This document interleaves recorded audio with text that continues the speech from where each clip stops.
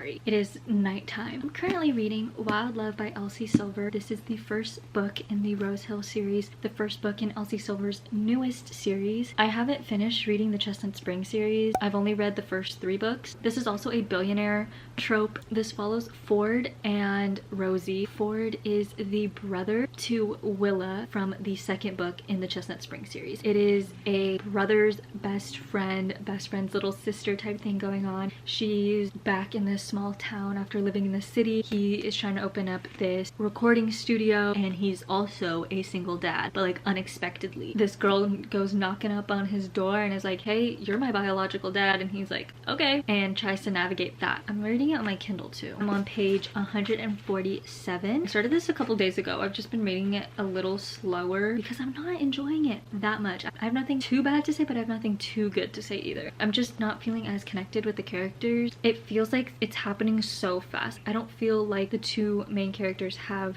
chemistry other than possible sexual tension that's gonna happen, but I just feel like there wasn't enough build up with it in the first part because I'm already 140 pages in. I'm like more intrigued on the father-daughter aspect that's going on because he's never met his daughter. I'm gonna get some reading of this done tonight. Right now it's like 10 p.m. and I want to try to finish it tomorrow. I have some stuff going on tomorrow, but I want to finish it tomorrow and then start a new book. It's coming to that point where sometimes when they interact, it's like I don't feel butterflies. I don't feel so happy that they're interacting. I'm just like, okay, cool. So I hope that changes. We're gonna leave the clips in my hair, okay? Scratch everything I said yesterday about not really liking this book. I'm enjoying it. Last night when I talked to you guys, I actually didn't read anything. I fell asleep. I was just so tired, and then I woke up this morning like at 6:30, and then I read for like an hour and a half, and then I fell back asleep. I'm now halfway through, just about. I'm on chapter 24. I feel the chemistry. I feel the tension. I like that they can joke around with each other, and then I like how Cora, obviously the daughter, knows that they have something for each other, and she's trying to like push it a little bit. So I'm enjoying it. Not too many thoughts because I'm only halfway. I want to try to finish this today. It says on my Kindle that I have 3 hours and 10 minutes remaining, which it's probably less. The Kindle counts like the acknowledgements and like the end parts of the book. So yeah, I'm gonna read right now as much as I can, and then I'm gonna take these out. I'm gonna go out for a little bit later in like a couple hours. I'm just gonna read until then. Just try to get as much reading done as I can because tomorrow I'm not gonna be home like all day. I'm gonna do that right now.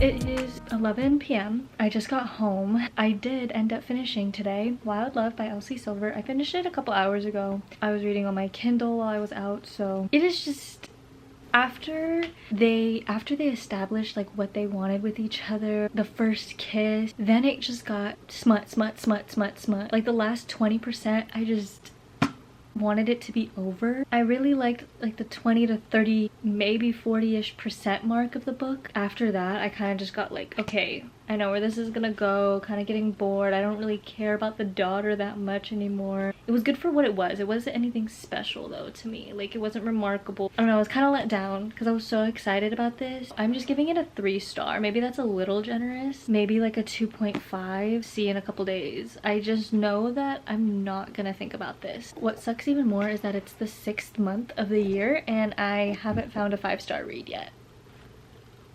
Maybe I'm just too picky because I don't really hand out 5-star reads like that. I haven't had a 5-star read since I think I read Final Offer, the 3rd book in the Dreamland Billionaire series, in like September, October last year. It's been a while. I'll like give a book a 4.5, 4.75 because like I'm like so stingy with my 5-star. And then I'll have like honorable 5 stars, which is like they're so close to being one but something just wasn't right. Like Heartless by Elsie Silver, the 2nd book in the Chestnut Spring series, pretty up there. That might be a 5-star. I don't know. I'm just talking. What I'm gonna do right now is shower, get ready for bed, get all cozy, and then I'm gonna maybe start my next book because for one, I'm scared that if I start a new book, I'm gonna stay up all night reading it if it's that good. I might be too tired to read, but I do want to get some reading done because I don't think I'm gonna vlog like anything tomorrow because I'm gonna be out all day. But I will have my book with me. I'll bring my book. I have like 4 or 5-ish books on my physical TBR, and the one that I want to read right now is the one I just got. So I just bought yesterday This Summer Will Be Different by Carly Fortune, her newest release. I've never read a Carly Fortune book. I did have Every Summer After, gave it away because I just heard a lot of things that it's like the same thing as Love in Other Words. I just knew I wasn't gonna pick it up, and then I never picked up reading Meet Me at the Lake. I did not hear many good things about it, and I just had no interest in reading that one either. I was watching somebody's book video, I don't know who. They were talking about this, and I was like, kind of sounds good. Before I watched that video, I was seeing like other people reading it, but I didn't know like what the book was about. But a lot of people were saying that they were actually really enjoying it, and people were saying this is Carly Fortune's last chance. And I was like, oh, okay. This follows Lucy and Felix. This is brother's best friend, or no, this is best friend's brother. It takes place in Prince Edward Island. A lot of people talk about the way that she writes about the setting and everything. The lifestyle there is really good. I think it goes in past and present timeline from like a couple years ago till now. Lucy is the tourist vacationing at a beach house on Prince Edward Island. Felix is the local who shows her a very good time. The only problem, Lucy doesn't know that he's her best friend's younger brother, and I think that sounds like kind of crazy because how's that your best friend and you don't know her brother? But the video that I was watching, somebody talk about this, she was saying that Lucy had like a layover there or something, and so she was exploring and then met him, and they had like a one-night stand. Didn't connect the dots that he is who he is because they call him by a different name. Like, don't you know what he looks like? Maybe there's like, they've never met like that. Each year, Lucy goes to PEI for a big breath of coastal air. Every visit, Lucy promises herself she won't wind up in Felix's bed again. Her best friend Bridget suddenly flees from Toronto a week before her wedding. Lucy drops everything and follows her to the island, and she's trying to help her friend through a crisis. So I think there's a lot of friendship talk in this too. It seems very interesting. And I was talking to one of my book friends that I made on YouTube, Caitlin. I did a video with her, so if you haven't watched that, go watch it. I was talking to her about this, and I know she loves Carly Fortune, so I'm excited to get this. So that's what I'm gonna do. Shower, get ready for bed, clean up. It's already 11 o'clock. I'm tired, so we're gonna get up right now, else I'm not gonna get up.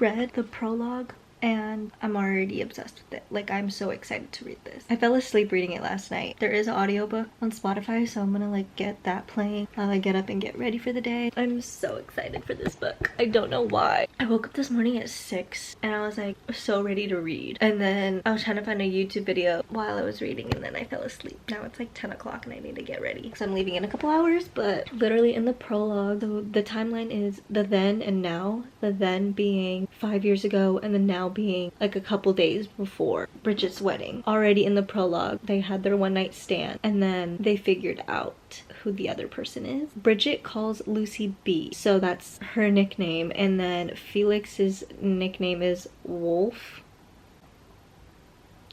so that's why they didn't know each other. I'm confused because like if she's your best friend, shouldn't you know what the brother looks like?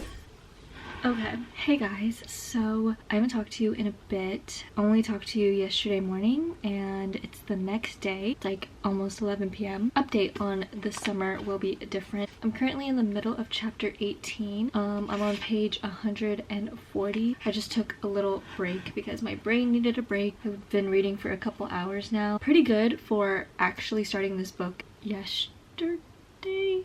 I don't even know when I started it. I have no idea what day it is. I'm gonna be honest. I have no idea what I have filmed either. I don't even know how I feel about it. Like, I'm still trying to process how I feel about it. I'm not hating it though. I'm really enjoying it. The main thing that I'm trying to figure out is Bridget, the main female character's best friend, why she is running away from her wedding, and like every time that Felix and Lucy ask her like, hey, like why are we here in PEI, like why did we take this mini vacation when your wedding is soon, she's just like not telling them. They're just assuming there's problems with the husband and stuff. As the reader, you don't know why as well, but I feel like it being like, oh, there's problems with the husband, fiance, whatever, is just too obvious. I feel like it's gonna be something more different but not like too outlandish. Feel the tension between Felix and Lucy, and I love it so much. Like there was a part where he was just like asking her questions and he was just like, tell me everything, like in detail about everything that she was talking about. I know it's a lot of sexual tension as well, which was like my main problem in the other book that we read in this video. In this, it's just like that's how they started. The buildup is just going to continue, them getting to know each other. I don't know, it's different for like this book. It felt like there was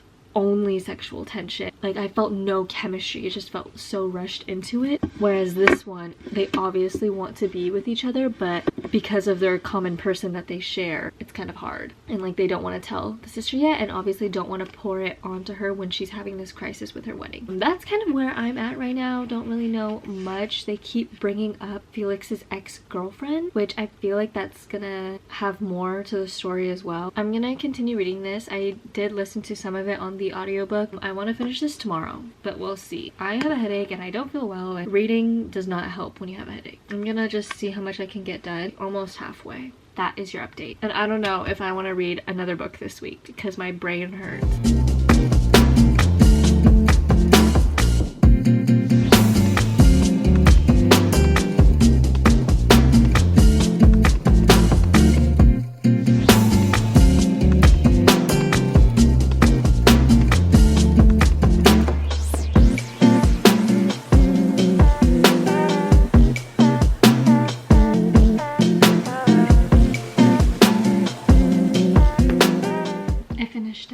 Really liked this book. I'm gonna sleep on my rating because it's very high, but I want to make sure that I still feel like this because I have nothing bad to say about it, and I don't want to look on Goodreads and see like of the bad reviews and the low star rating and be like, oh, that's so true, huh? Because if I look at those, it's gonna change my rating. I want to have my own opinion about a book, and I really enjoyed the audiobook too. It helped me imagine everything better, and I was literally picturing the setting and everything. Like I know it was taken place in Prince Edward Island, but I was picturing the summer I turned pretty. I loved it. I love the ending. I love how everything played out. I got so sad for Lucy when the third act breakup kind of thing was going on. It just made me so sad, but it made sense. It made perfect sense, and that's like real life stuff. It felt so mature of them to go through that, to make the decision to do that. How do I like talk about this without like spoiling anything? I think that if they didn't do what they ended up doing, the story wouldn't have played out very well. I would have rated it lower. Like I would have been like, oh, of course this would happen in a romance book. I love when romance books have more realistic outcomes, realistic situations, realistic journeys going on. It just makes it more relatable. For example, one of my favorite books, One True Loves by Taylor Jenkins Reid. It is such a good book because it's realistic and the message that it brings. I was gonna just spoil it right then and there. That's why I really like it. I really like this book. I didn't tab anything really because there's nothing like, no specific quotes that I liked, but I underlined stuff. I'm gonna sleep on this. I don't think I'm going to do another book in this video. I don't even know what my next book will be. My options are Reckless by Elsie Silver, Happy Place by Emily Henry, and Wildfire by Hannah Grace. I have other options like A Curse for True Love and Magnolia Parks, but those are like, I've been avoiding those. I need to buy more books, bruh. I have like 3 books on my shelf that I softy and aft, and I don't think I'm gonna read those. And then 2 books that I've been avoiding, which maybe I'll do a video with those. I'm just like waiting for new books to come out, and I also need to find new authors. I will talk to you guys tomorrow. I'm very satisfied with this book. I want to like go to sleep thinking about it and go to sleep dreaming of myself like I want to go to Prince Edward Islands. Good night, everyone. How I feel about the books that I read this week. I finished 2 books this week, Wild Love by Elsie Silver and This Summer is Different This Summer Will Be Different by Carly Fortune. 2 new releases. So we're going to talk about the first book that I finished, which was Wild Love. First book in the Rose Hill series. I think I'm going to give it a 2.5, but I put it as a 3-star on Goodreads. Final rating is a 2.5. It's just, I haven't even thought about it since I finished it. I don't even remember what even happened. I'm going to be so honest. I really have to sit and think about it to really try to remember what happened in this book. I don't know, kind of disappointed about it, but she did post about the second book, Wild Eyes, I think it's called, and the cover is orange.